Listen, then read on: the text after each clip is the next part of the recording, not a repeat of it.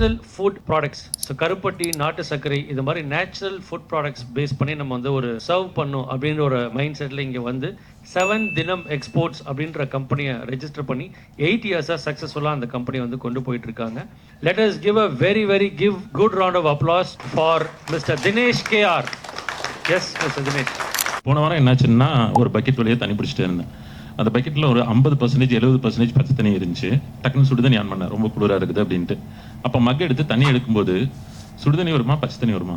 So moral of the story என்ன அப்படின்னா, நம்ம ரொம்ப நாளாக ஒரு விஷயத்த பண்ணிகிட்டே இருக்கிறோம், ஒரே மாதிரியே பண்ணிகிட்டே இருப்போம். டக்குன்னு சேஞ்ச் ஆகிடுவோம்.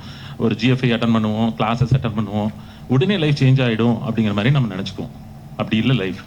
Everything takes time. அதுதான் அந்த மாரல் ஆஃப் த ஸ்டோரி. கொஞ்ச நேரம் ஆகும். எப்படி வந்து நம்மளோட பச்சை தண்ணி சுடுதண்ணியா மாற கொஞ்ச நேரம் ஆகுது இல்லை, அது மாதிரி எந்த விஷயமே it takes little bit time. ஓகேவா?